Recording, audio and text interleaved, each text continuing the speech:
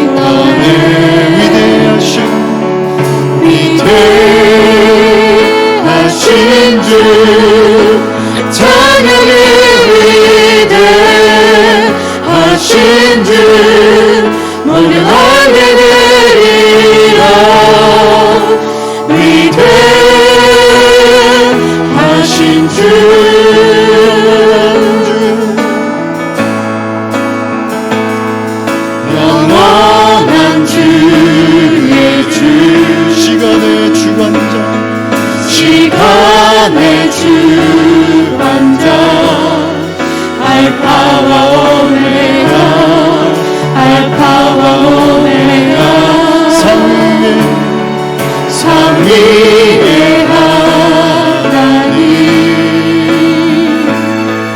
아바 성령 예수 사자와 어린 양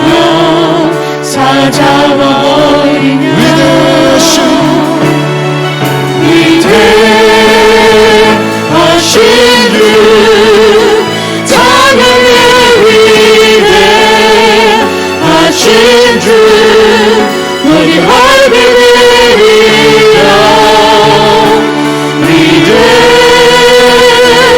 위대하신 주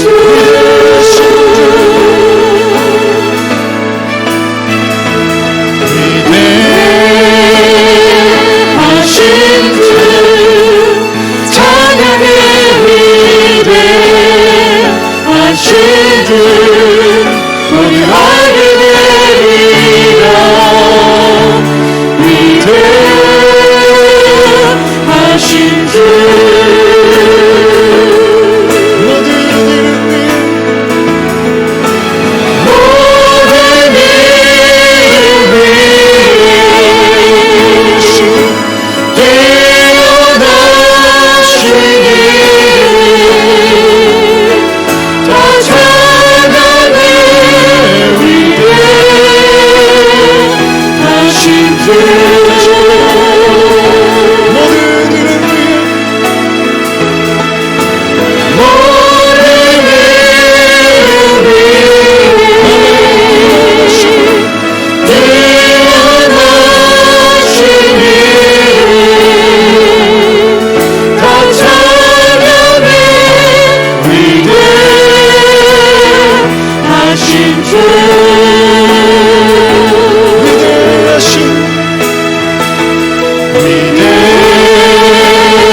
위대하신 주 찬양해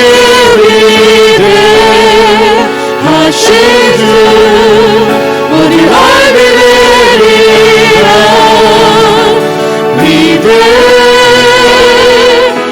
위대하신 주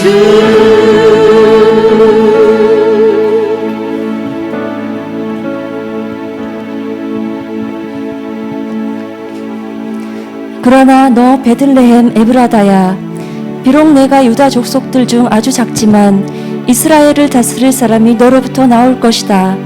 그의 근본은 먼 옛날, 아주 오랜 옛날로 거슬러 올라간다. 그러므로 주께서 친히 다윗 왕실에 표적을 주실 것입니다. 보십시오, 처녀가 잉태에 아들을 낳고 그를 임마누엘이라고 부를 것입니다. 그 후 여섯 달째에 하나님께서 천사 가브리엘을 갈릴리 나사렛 마을에 보내 한 처녀에게 가게 하셨는데 그 처녀는 다윗의 가문에 속한 요셉이라는 남자와 약혼한 마리아였습니다. 천사가 마리아에게 가서 말했습니다. 기뻐하여라, 은혜를 입은 자여, 주께서 너와 함께 하신다.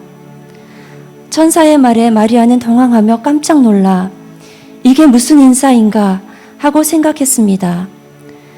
그러자 천사가 말했습니다. 두려워하지 마라. 마리아야, 내가 하나님의 은혜를 받았다. 보아라, 내가 잉태에 아들을 낳을 것이다. 그러면 그 이름을 예수라 하여라. 그는 위대한 이가 될 것이요 지극히 높으신 분의 아들이라 불릴 것이다. 주 하나님께서 그에게 그 조상 다윗의 보좌를 주실 것이다. 그는 야곱의 집을 영원히 다스릴 것이며 그의 나라는 결코 끝나지 않을 것이다.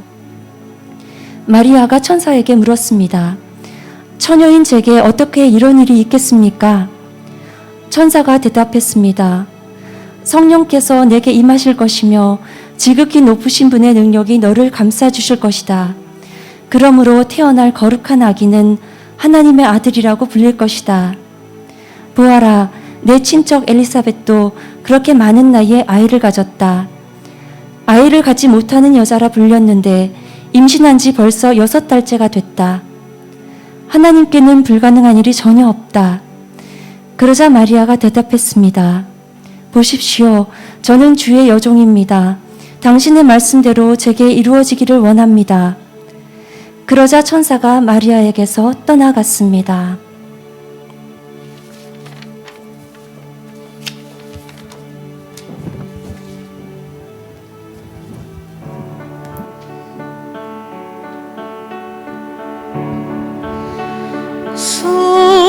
서약하니 호시와 기라베니 믿고 예수 말에 담아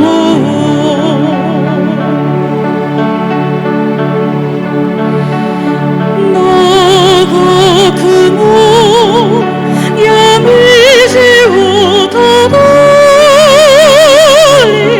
메시아 모태를 타미니 아파시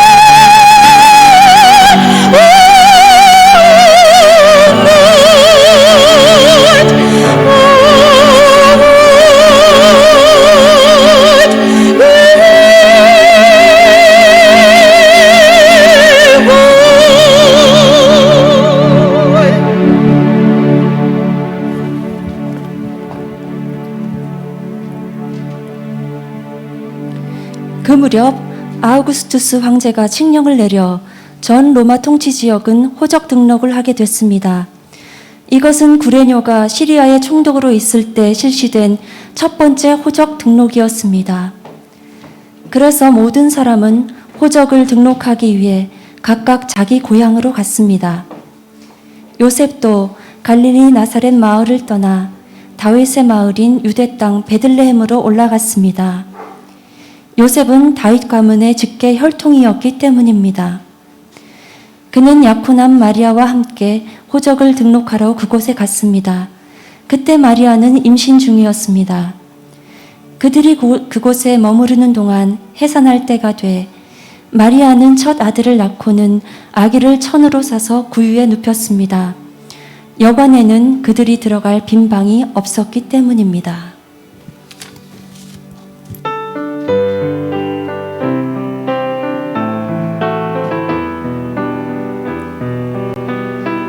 고도 서서히 말을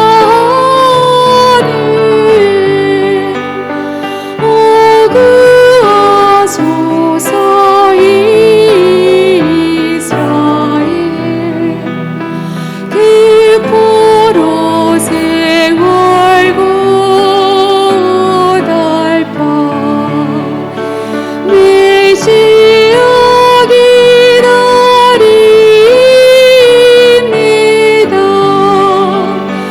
기뻐라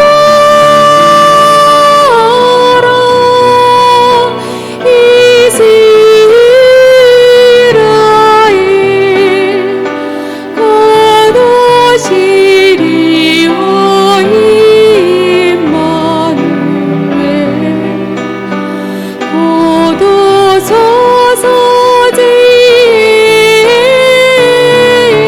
주 온몸을 질서 주시고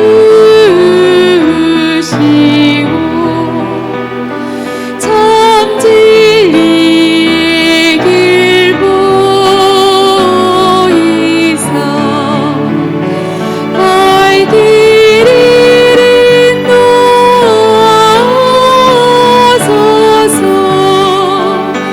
기뻐라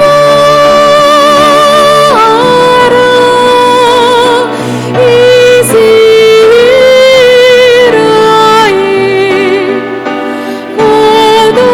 거두시리오 임마누엘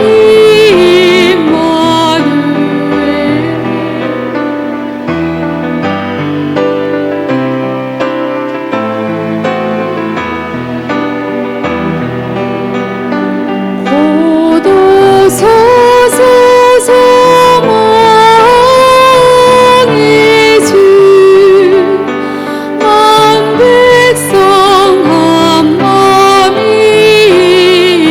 이루어 시기와 분쟁 없애고 참 평화 채워주소서 기뻐하라 이스라엘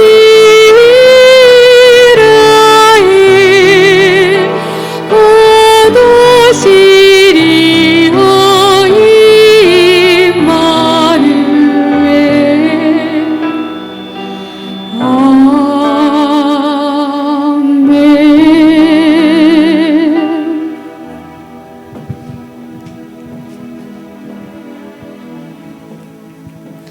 한편 목자들은 바로 그 지역 들판에서 살며 밤에 양떼를 지키고 있었습니다.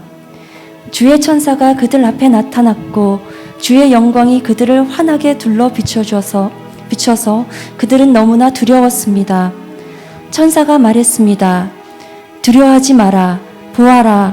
내가 모든 백성에게 큰 기쁨이 될 좋은 소식을 너희에게 알려준다. 오늘 구주이신 주 그리스도가 다윗의 동네에서 태어나셨다. 너희가 천에 쌓여 구유에 누워있는 아기를 볼 것인데 그것이 너희에게 표적이 될 것이다. 갑자기 그 천사와 함께 하늘의 군대가 큰 무리를 이루며 나타나 하나님을 찬양하며 말했습니다. 지극히 높은 곳에서는 하나님께 영광이요 땅에서는 하나님의 은총을 입는 사람들에게 평화로다. 천사들이 떠나 하늘로 올라가자 목자들이 서로 말했습니다. 베들레헴으로 가서 주께서 우리에게 말씀하신 이 일이 정말 일어나는지 보자. 그래서 그들은 서둘러 가서 마리아와 요셉과 아기를 찾아냈습니다. 과연 아기는 구유에 누워 있었습니다. 그들은 아기를 보고 나서 그 아이에 관해 들은 말을 알려주었고 그 말을 들은 모든 사람은 목자들이 한 말에 놀랐습니다. 그러나 마리아만은 이 모든 일을 마음에 간직하고 곰곰이 되새겼습니다. 목자들은 자기들이 보고 들은 모든 것에 대해 하나님께 영광 돌리고 찬양하며 돌아갔습니다. 그들이 듣고 본 모든 일대로 이루어진 것입니다.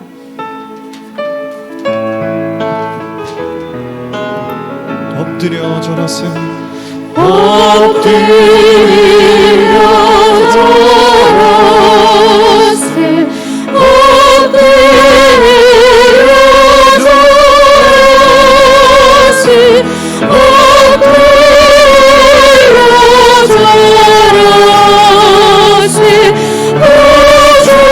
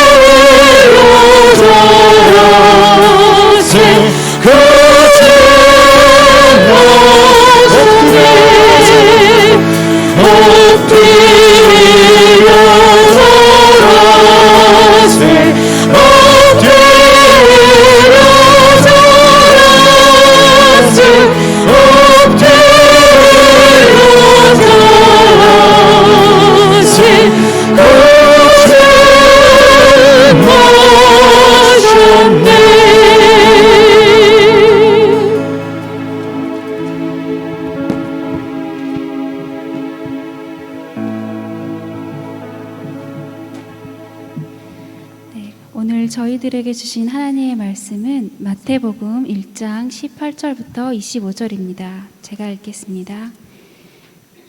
예수 그리스도께서 태어나심은 이렇습니다. 그의 어머니 마리아는 요셉과 약혼한 사이였습니다. 그런데 결혼하기 전에 마리아가 성령으로 임신하게 된 사실이 알려졌습니다.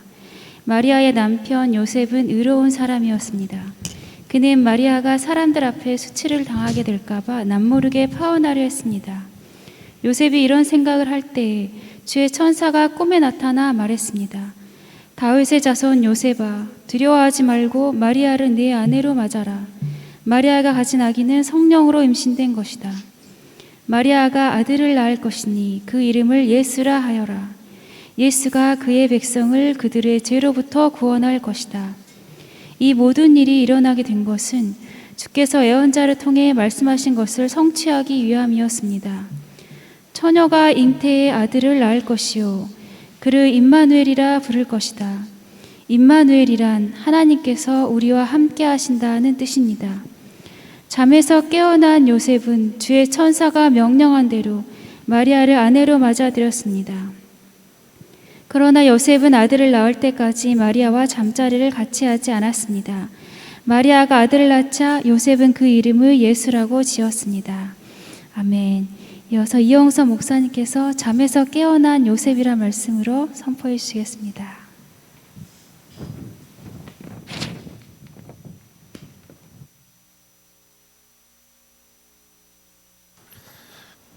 이렇게 말해야 될 것 같습니다. 메리 크리스마스라고. 우리 옆에 분에게 한번 메리 크리스마스 이렇게 한번 인사할까요?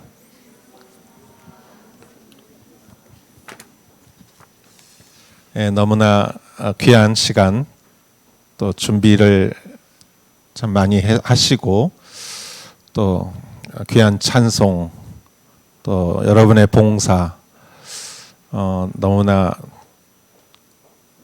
정말 귀한 크리스마스라고 생각합니다. 그리고 또 마스크를 쓰시고 저렇게 대곡을 노래할 수 있을까 깜짝 놀랐습니다. 우리 준비하신 모든 분들에게 우리 박수 한번 하겠습니다.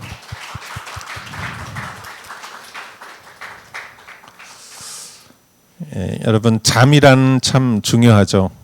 우리는 잠을 자야지 잠을 안 잘 수는 없어요. 잠은 중요합니다. 그리고 잠을 잘 자야 또 아침에 일어나서 활동을 할 수 있지 잠을 못 자면 하루가 괴롭죠. 자는 동안에 우리의 몸뿐만이 아니라 이 뇌도 휴식을 취하게 되고 또 자는 동안에 아이들은 성장 호르몬이 나오죠. 그래서 자는 아이들은 키가 큰다라는 말이 있죠. 자는 중에 그래서 잠은 중요합니다. 잠 못 자는 괴로움, 불면증, 고민, 걱정, 근심, 잠을 못 잘 때가 있죠. 여러분은 아침에 일어날 때 잘 잤다 하고 일어났던 기억이 굉장히 옛날이다고 생각하시는 분도 계실 거예요. 잠은 참 중요합니다. 그러면서도 잠은 매일 반복하는 일상입니다. 그렇죠. 굉장히 중요하면서도 매일매일 하는 일상이에요. 그래서 이런 말이 있습니다. 자고 일어났더니 내가 왕자가 됐다. 자고 일어났더니 세상이 변했다. 매일 하는 일상에서 결코 변할 수가 없는데 자고 일어났더니 세상이 변했다라는 말은 그렇게 변할 것 같지 않았는데 정말 이런 큰 변화가 있었다라는 말이죠. 잠은 중요하면서도 굉장히 평범한 반복되는 일상입니다. 그래서 자고 일어났는데 무언가 굉장한 일이 생기는 거는 그렇게 많지가 않아요. 그러나 저에게 두 번 정도 자고 일어났더니 굉장한 변화가 있었던 적이 있었습니다. 첫 번째는 제가 자고 일어났더니 허리가 아파서 일어나지 못했어요. 평소에 허리가 좀 아팠는데 누가 이렇게 좀 허리를 이렇게 치료해 줬는데 그게 잘못됐는지 자고 일어났더니 일어날 수가 없어요. 앉을 수도 없고 몇 년을 고생했습니다. 그 기억이 나요. 그리고 한 번은 자고 일어나서 제가 큰 결심을 한 적이 있습니다. 제가 시몬호세끼에서 학교에서 근무할 때 온누리교회에서 이렇게 연락이 와서 온누리교회로 다시 이렇게 오라고 연락이 왔습니다. 그러나 저는 갈 생각이 없었습니다. 그런데 그 이후에 어느 날 제가 꿈을 꿨습니다. 하용조 목사님께서 꿈에 나오셔서 서 계셔가지고 제가 목사님께 제가 온누리교회를 나가게 돼서 죄송하다고 그랬더니 하용조 목사님이 그냥 아무 말 없이 웃으시면서 저를 이렇게 안아주시더라고요. 그래서 제가 그때 깨달았습니다. 내가 온누리교회를 가야 되겠다. 그래서 제가 부족하지만 온누리교회에 다시 오게 된 이유는 그날 잠에서 꿈을 봤기 때문에 하룻밤에 저의 결심이 바뀌었던 것이죠. 여러분, 우리 인생에도 이런 일이 있습니다. 우리 인생에 고민이 있죠, 여러분. 고민과 걱정과 근심, 이런 일이 있습니다. 특히 가까운 가족이나 친구나 내 신변이나 미래에 대한 불안감으로 인해서 우리는 어려움을 겪을 때가 있어요. 지구 반대쪽에서 일어나는 일 가지고 우리는 걱정하지 않아요. 대개 우리가 걱정하는 거는 우리의 내면이나 우리의 주변에서 일어나는 일들로 걱정을 합니다. 배우자와의 갈등을 가지고, 아니면 자녀들의 문제, 내가 하고 있는 일이 잘 안 되고, 인간관계의 갈등, 재정 문제, 시어머니, 시아버지 문제, 처갓집, 장인, 장모의 문제, 이런 일들, 어떤 사고, 내가 원하지 않았던 사고로 인해서 굉장히 어려움을 겪고 있고, 이런 일들이 우리 주변에는 있습니다. 그래서 이런 일들을 하루아침에 해결하지는 거의 못합니다. 며칠, 몇 달, 어떤 경우는 몇 년을 가는 경우가 많이 있죠. 그러한 고민이 있기 마련입니다. 그러나 이러한 일들이 하룻밤에 잠을 자고 일어나서 해결되는 일도 있습니다. 하루 사이에. 오늘 성경 말씀이 바로 그러한 경우라고 저는 생각합니다. 오늘 성경 말씀의 주인공은 요셉이죠. 요셉, 예수님의 아버지 요셉입니다. 요셉은 어떤 사람일까요? 요셉은 유대인이고, 그는 유대인이지만 또 다윗의 자손이었어요. 다윗의 자손이었고, 그러나 왕은 아니었죠. 그냥 시골에 있는 평범한 목수였습니다. 그리고 마리아와 약혼을 한 사람이었습니다. 성경에 그렇게 나와 있죠. 그의 어머니 마리아는 요셉과 약혼한 사이였습니다. 그래서 여러분, 약혼이라는 거, 오늘날도 우리가 약혼을 하지만, 그러나 이 당시의 약혼과 오늘날의 약혼과는 좀 다른 것 같아요. 그리고 요즘은 사실 약혼도 잘 안 해요. 저희 형제가 5인데 저희 큰 누님만 약혼했고 다 약혼 안 하고 그냥 결혼했어요. 요즘은 시대가 인터넷도 있고 뭐 교통도 발달하고 언제든지 만나고 연락할 수 있기 때문에 옛날처럼 약혼하고 그러지 않습니다. 그러나 이 당시에 약혼이라는 것은 우리가 지금 생각하는 약혼하고 의미가 조금 다릅니다. 이 2000년 전에 약혼에 대해서 제가 좀 알아봤습니다. 약혼은 먼저 결혼을 하기 원하는 남자가 그 여인의 집에 그 여인의 아버지에게 찾아갑니다. 남자가 그 여인의 아버지에게 찾아가서 지참금을 전달을 합니다. 지참금을 전달하면 그 집창금의 금액이 꽤 크다고 생각합니다. 그래서 여러분 구약 성경에도 야곱이 라반의 두 딸하고 결혼하기 위해서 14년을 일했어요. 그러니까 한 사람이 14년을 노동을 해서 줘야 되는 그 정도의 지창금도 있는 것이죠. 그러면은 여러분 계산해 보니까 한 3천만 행 뭐 이렇게 주는 경우도 있었다고 생각합니다. 아니면 그거보다 적을 수도 있었겠죠. 많을 수도 있었겠고. 그 여자의 아버지가 지참금을 받고 응낙을 하면은 두 사람은 아내와 남편으로 간주가 됩니다. 그래서 완전히 결혼의 계약이 그때 성립이 되고 그 여인에 대해서 어느 다른 사람이 이렇게 주장을 할 수가 없게 되죠. 이렇게 결혼 계약이 성립이 되면은 남자가 여자에게 포도주를 한 잔 따라준다고 합니다. 그래서 그 포도주를 따라주는 거는 이 포도주는 피잖아요. 이렇게 빨간색이니까. 그래서 남자가 내가 생명을 당신에게 드리겠습니다라는 뜻이래요. 그리고 여자가 그 포도주를 마시면은 그 여자가 알겠습니다 하고 그것을 승낙하는 것이라고 하더라고요. 그래서 어느 영화에 이런 멘트가 있죠. 내 머릿속에 지우개인가요? 거기서 남자가 여자한테 야 이거 마시면 우리 사귀는 거다 이런 장면이 나왔어요. 그게 아마 이 이스라엘의 풍습에서 나온 게 아닌가 생각합니다. 그러면 완전히 거기서 이제 결혼 계약이 성립이 된 거예요.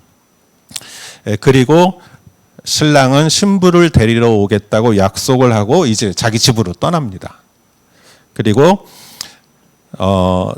신랑이 집을 떠나서 그 기간, 약혼의 기간 동안 해야 될 제일 중요한 일은 집을 짓는 거예요. 두 사람이 살 집을 짓는 것이 가장 중요한 일이고 그 기간은 대개 1년이나 2년이었다고 합니다. 오늘처럼 마리아가 임신한 사실이 알려졌다라는 것은 이 당시에 파혼 사유가 되는 것이죠. 아직 약혼 기간이긴 하지만 모든 면에서 결혼과 똑같은 효력이 있다고 합니다. 자, 혼인 날짜는 누가 정하느냐? 신랑도 신부도 알지 못하고 오직 신랑의 아버지가 정한다고 합니다.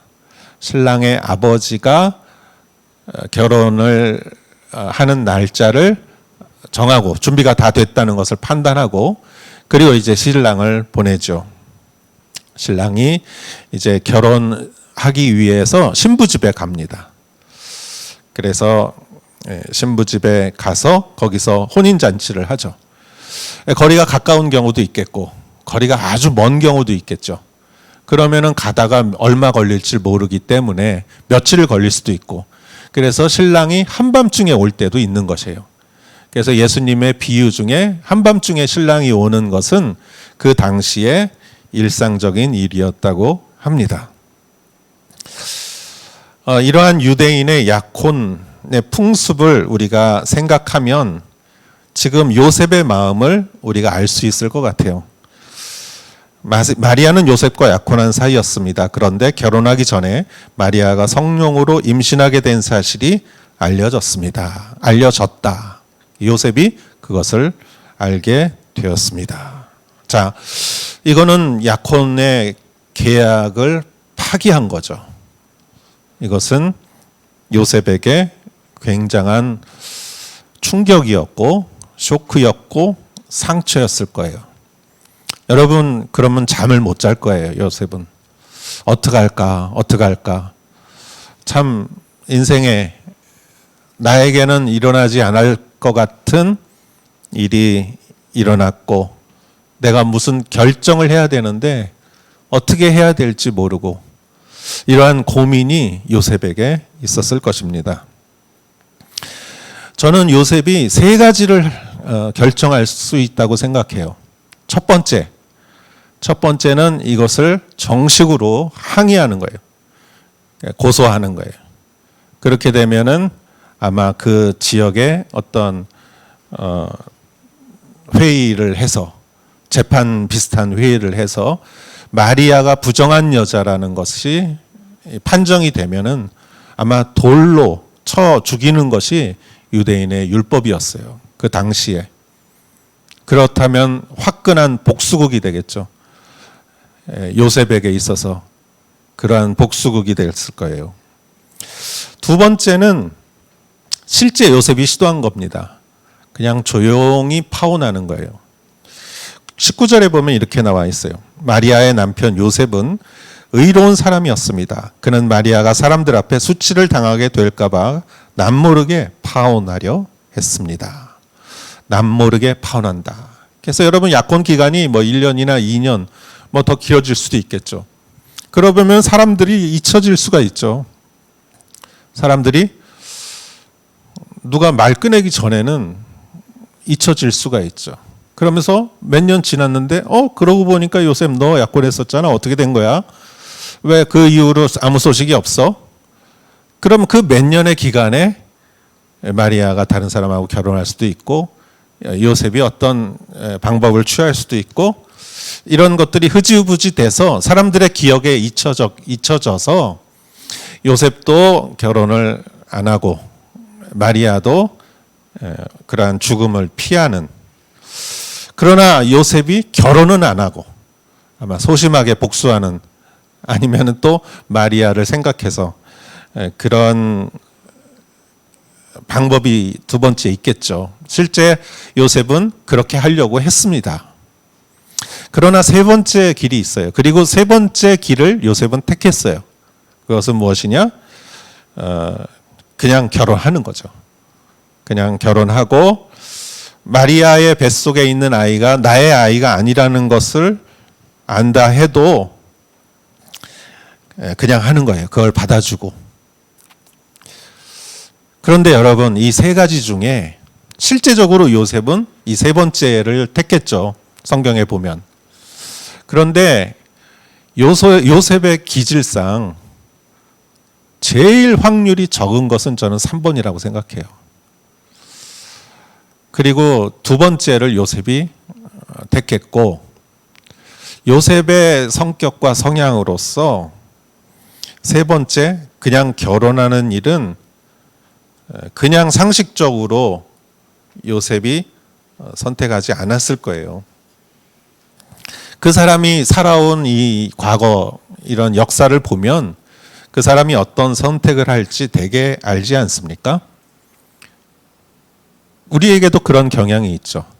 여러분들도 이렇게 가끔 하는 일이 있고, 그리고 자주 하는 일이 있고, 그리고 절대 안 하는 일이 있어요. 그러면 사람은 되게 절대 안 하는 일은 거의 안 해요. 누가 가서 그냥 억지로 하지 않으면은 잘 안 할 거예요. 여러분이 안 하는 일이 뭐가 있습니까? 나는 저거는 절대 안 먹어. 그건 안 먹을 거예요, 아마. 나는 산낙지는 절대 못 먹어. 나는 족발은 절대 못 먹어. 그럼 그 사람은 그걸 안 먹을 거예요. 나는 저 말은 절대 안 해. 그 사람 입에서 그런 말이 절대 안 나올 가능성이 많죠. 그래서 사람은 다 패턴이 있어요. 그래서 요셉은 마리아와 그냥 결혼하는 일이 절대 일어나지 않을 사람이에요. 그런데 그가 고민하고 있는데 하룻밤 자고 났는데 잠에서 깨어났을 때 요셉은 세 번째 결단을 합니다. 24절에 보면 이렇게 나와 있습니다. 잠에서 깨어난 요셉은 주의 천사가 명령한 대로 마리아를 아내로 맞아들였습니다. 하룻밤 잤을 뿐인데 잠에서 깨어난 요셉은 마리아를 아내로 맞이했습니다.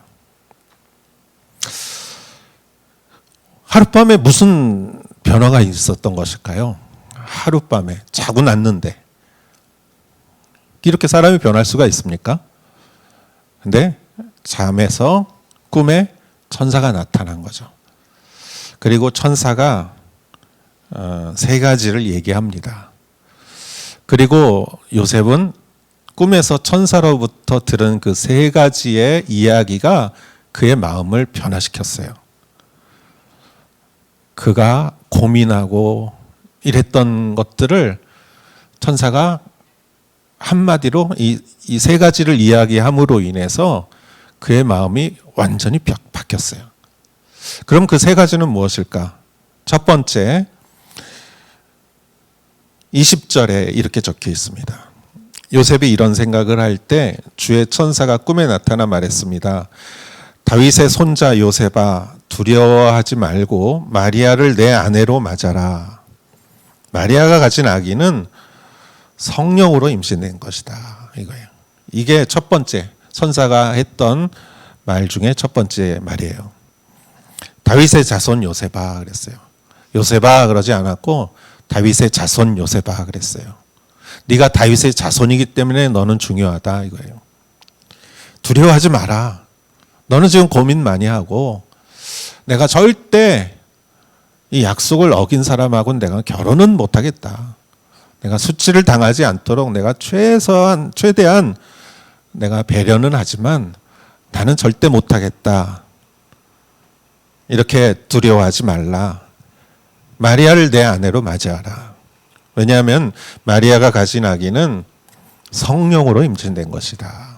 성령, 부정한 것이 아니라 성령으로 된 것이다. 즉 다른 말로 하면 성령 사건이다. 성령 사건이다. 여러분, 이 세상에는 상식적으로 이렇게 일어나는 일들이 많지만 이 세상에는 성령 사건이 있습니다. 근데 성령 사건의 특징은 뭐냐면은 성령 사건은 그 성령 사건이 일어났을 때는 굉장히 놀라운 일이에요. 근데 지나가면 그냥 상식적인 일이 돼버려요. 성령 사건의 특징은 처음에는 놀라운 일인데 시간이 지나면 상식적인 것이 돼버린다. 평범한 일이 돼버린다. 그러나 성령 충만한 사람에게 있어서는 성령 사건은 처음에도 놀라운 일이고 나중에도 경이로운 일이에요. 이게 다른 거예요. 평범한 사람은 또 성령 충만한 사람은 이 성령 사건을 보는 눈이 달라요. 예를 들어서 하나님께서 천지를 창조하실 때 빛이 있으라 했을 때 빛이 있었어요. 놀라운 일이죠, 여러분. 생각해 보세요. 하나님이 빛이 있으라 했는데 이 어둠 속에 있었던 세상에 빛이란 것이 처음 비춰지고 광명이 이 세상에 들어왔을 때 얼마나 놀랍습니까? 천지창조가 얼마나 놀랍습니까? 그런데 시간이 지나봐요. 하루 이틀, 1년, 10년 시간이 지나면은 그게 평범한 일이죠. 여러분, 태양이 뜨는 거 보고 당연한 거죠. 여러분, 지금 바람이 불고 바다가 있고 산이 있고 당연한 거죠. 자연이죠, 자연. 그러나 성령 충만한 사람은 천지 창조가 되는 것을 보지는 못했겠지만 지금 창조된 세상을 보면서 감동하는 거예요. 이 태양, 하나님이 주신 태양, 저 바다, 저 하늘. 그래서 여러분, 우리가 은혜를 많이 받고 교회를 나가면은 하늘이 파랗게 보이잖아요. 우리가 참 굉장히 은혜가 충만해서 이렇게 밖에 나가면은 공기가 상쾌하지 않습니까? 왜냐? 성령 사건을 성령 사건으로 느끼기 때문이에요. 예수님도 마찬가지예요. 성령으로 잉태해서 태어나셨어요. 놀라운 일이에요. 어떻게 사람이 성령으로 태어납니까? 예수님은 하나님의 아들이기 때문에 성령으로 잉태해서 태어났죠. 그런데 태어난 다음에 예수님은 그냥 애기예요. 그냥 꼬마고, 그리고 젊은이고. 그냥 예수님 보면은 한 사람이죠. 그러니까 성령 사건이지만 시간이 지나면은 상식이 돼버리는 거예요. 그러나 여러분, 마리아는 그렇지 않았어요. 예수님이 태어났을 때도 비록 내 몸에서 태어난 아기지만 경이롭게 보았고, 예수님이 12살 때 성전에 혼자 남았을 때, 예수님이 그 십자가를 지셨을 때 마리아는 예수님을 경이로운 눈으로 봤어요. 왜냐하면 성령 충만한 사람이기 때문에. 교회도 마찬가지예요, 여러분. 교회가 이렇게 탄생하고 20년 전에 우리 오사카 온누리교회가 세워졌을 때 얼마나 감격했고, 하영조 목사님, 김사무엘 목사님 얼마나 감격하셨는지. 그런데 교회가 세워지고 나면 그냥 사람들의 모임이고, 얼마나 크냐, 얼마나 많이 모였느냐, 내가 무슨 직분을 갖느냐, 인간적인 이런 뭐랄까요, 꼬잘꼬잘한 이런 문제 가지고 사람들끼리 싸우는 그저 그런 집단으로 보일 수도 있어요.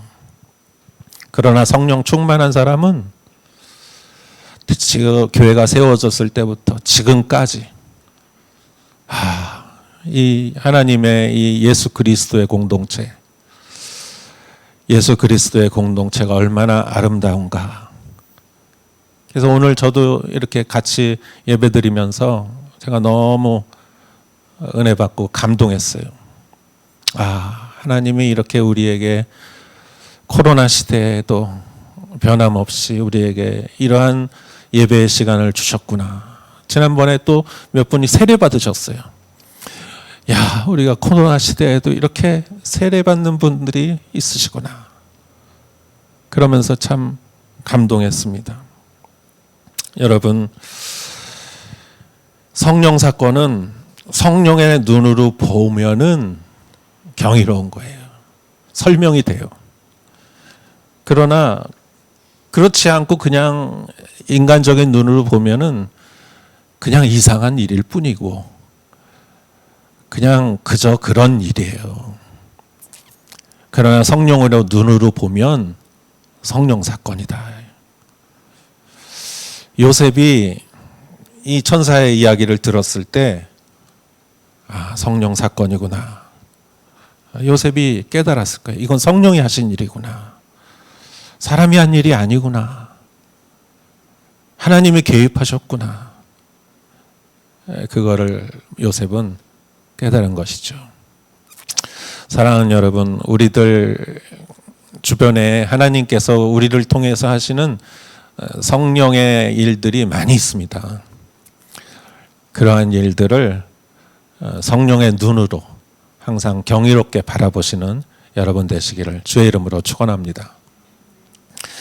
요셉이 잠자면서 들은 두 번째 얘기가 있어요.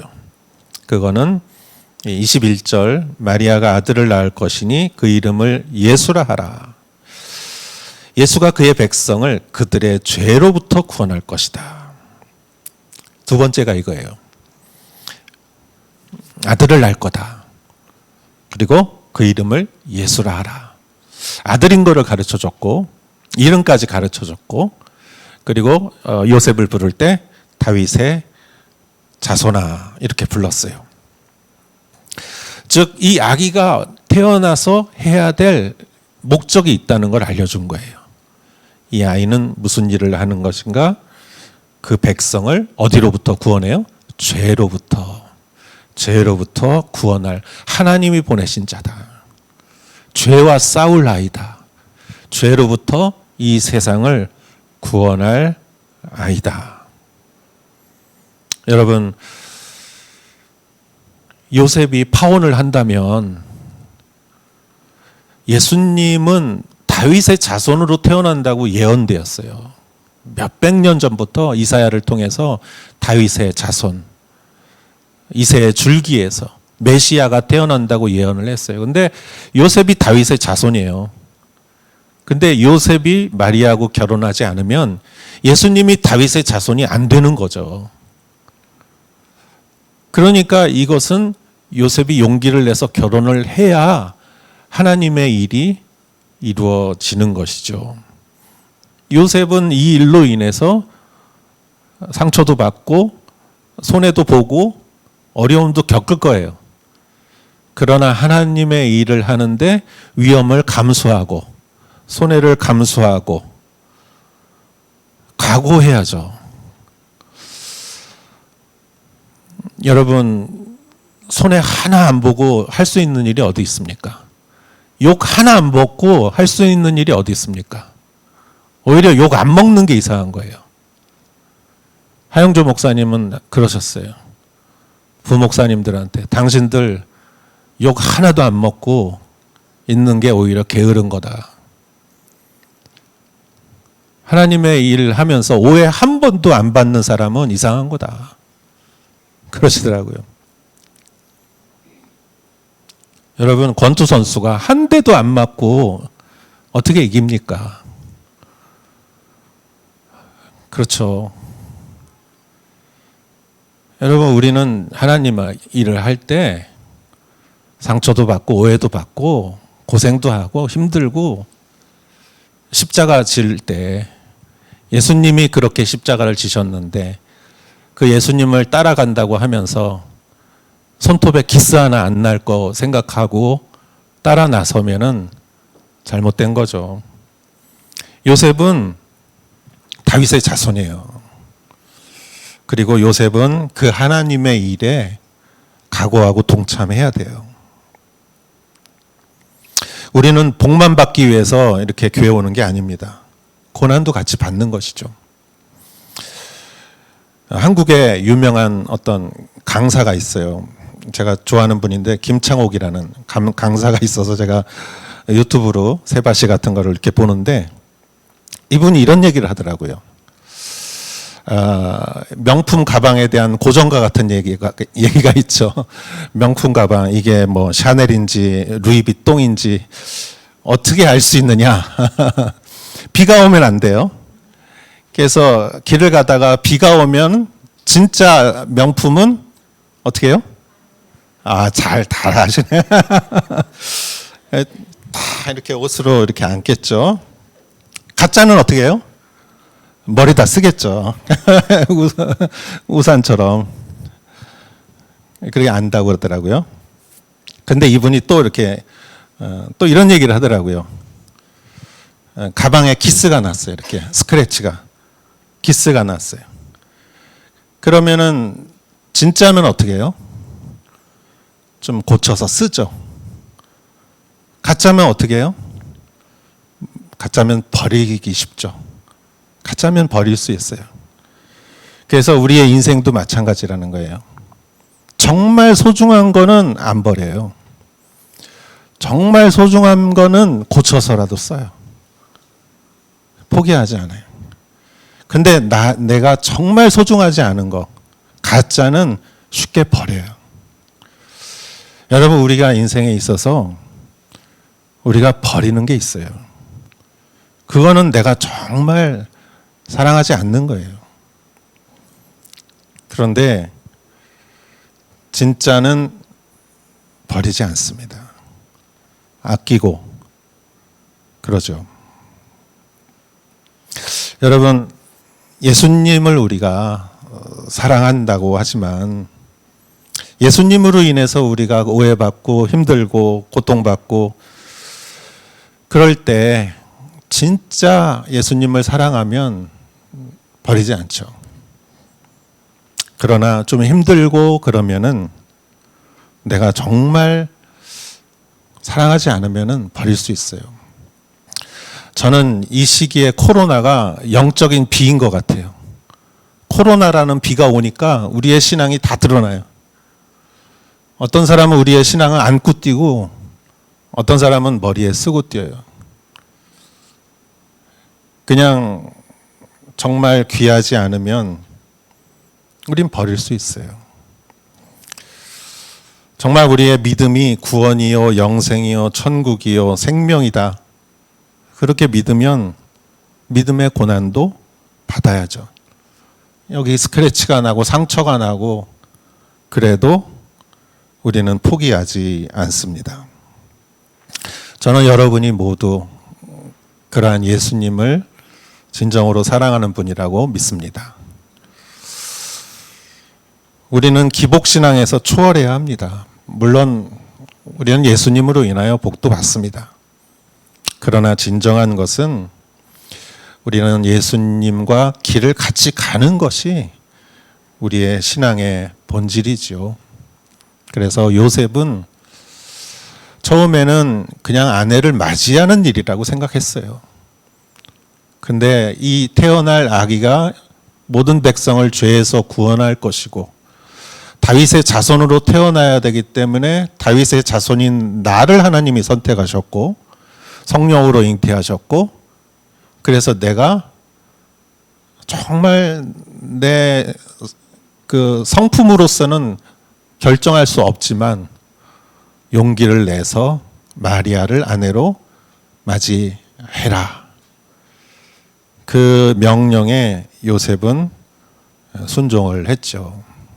하룻밤 만에 그의 마음은 변화된 것입니다. 여러분, 우리 크리스마스는 매년 옵니다. 그러나 크리스마스는 성령 사건이에요. 그래서 정말 좋은 거는 매번 좋아요. 그래서 성령 사건은 매일 일어나도 매일 경이로운 거예요. 그리고 우리의 죄를 구원하기 위해서 예수님이 오신 것에 대해서 요셉뿐만이 아니라 우리도 축복도 받지만 고난도 함께 받을 수 있는 것이죠. 주님과 함께 십자가의 길을 가시는 여러분 되시기를 주의 이름으로 축원합니다. 세 번째는 요셉이 천사를 통해서 들은 세 번째 이야기는 22절, 23절. 이 모든 일이 일어나게 된 것은 주께서 예언자를 통해 말씀하신 것을 성취하기 위함이었습니다. 처녀가 잉태의 아들을 낳을 것이요 그를 임마누엘이라 부를 것이다. 임마누엘이란 하나님께서 우리와 함께 하신다는 뜻입니다. 그래서 이사야서 7장 14절의 말씀을 인용했어요. 그래서 이미 수백 년 전에 이사야를 통해서 처녀가 잉태의 아들을 낳을 것이다 예언돼 있지 않느냐. 이게 바로 마리아를 위한 말씀이다. 이미 하나님께서 말씀하신 것이다. 그러니까 납득이 되는 거예요. 하나님은 항상 하나님이 일하시는 방법이 있어요. 그건 하나님은 말씀을 하시고 일하세요.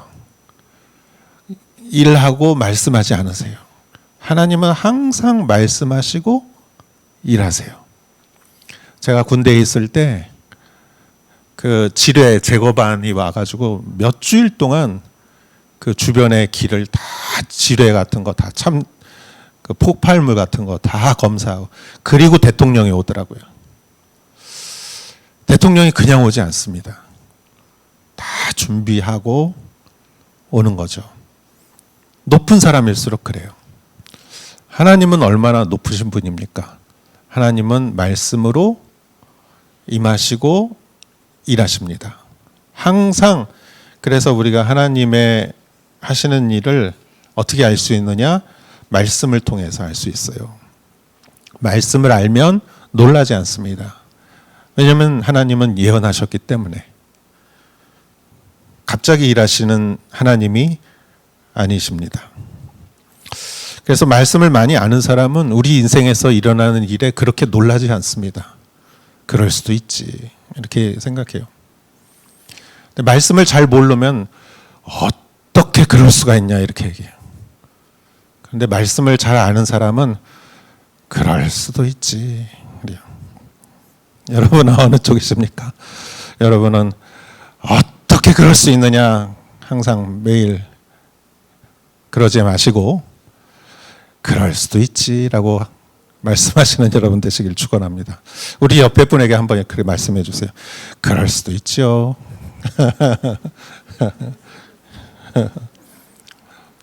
예.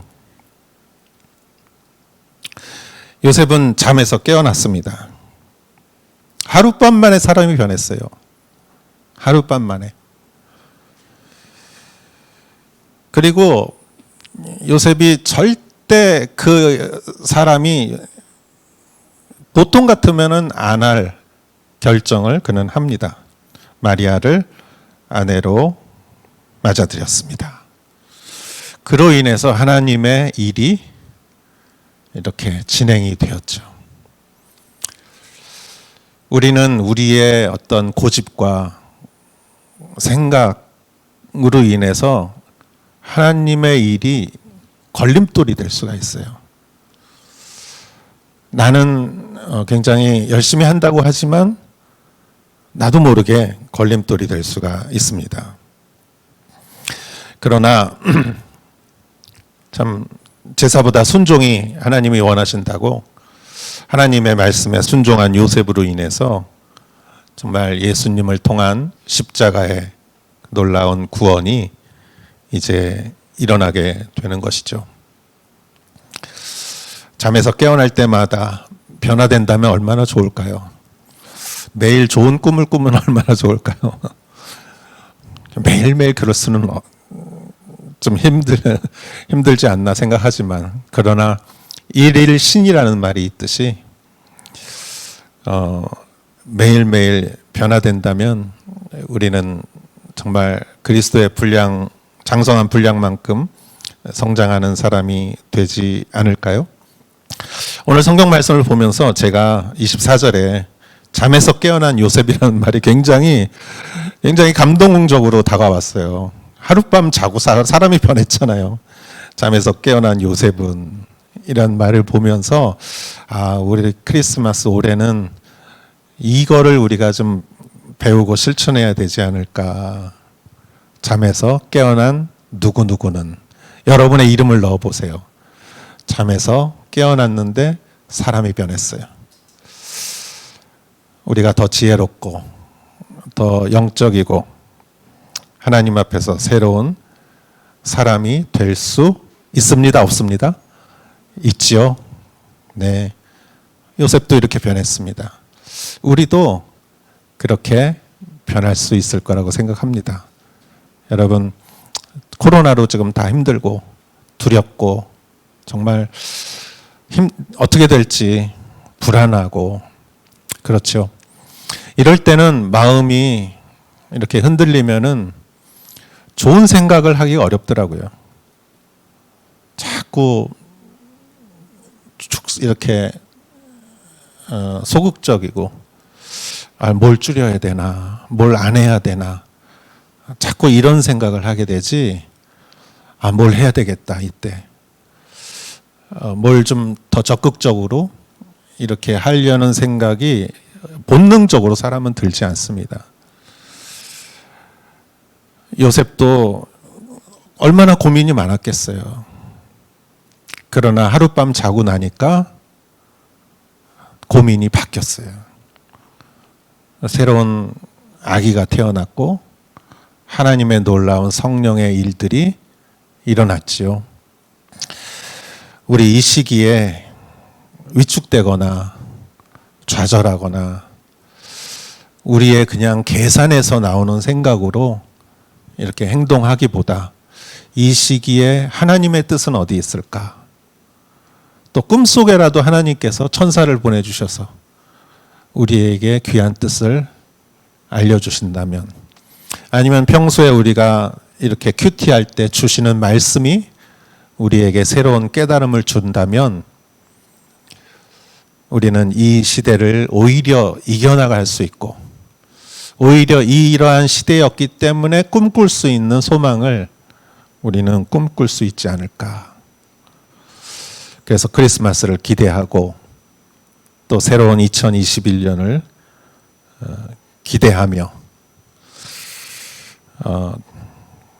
오늘 말씀, 천사가 우리에게 요셉에게 주신 말씀을 다시 한번 제가 말씀드리고 마치겠습니다. 천사가 세 가지를 얘기했는데, 첫 번째, 성령 사건이다. 성령이 하시는 일은 성령 충만한 사람에게는 항상 경이롭다. 두 번째, 복음의, 예수님이 죄에서 백성을 구원하는 복음의 그 사역을 하는데 우리도 때로는 고난으로 동참해야 한다. 세 번째, 우리가 항상 말씀을 가지고 살면 하나님의 기쁜 뜻을 이해할 수가 있다. 이 세 가지를 기억하시면서 또 크리스마스와 또 힘찬 새해를 맞이하시는 여러분 되시기를 주의 이름으로 축원합니다. 기도하겠습니다. 하나님 감사합니다. 오늘 우리에게 주신 귀한 이 예배의 시간에 주님 영광 받으시옵시고 어둡고 차가운 그 시절에 아기 예수님이 태어나셨듯이 우리의 이 현실과 상황 속에서도 정말 소망이 솟아날 수 있게 하여 주시옵소서. 예수님의 이름으로 기도했사옵나이다. 아멘. 예, 우리 다 같이 제가 하는 건가요? 네. 고요한 밤 거룩한 밤 기요시 코너로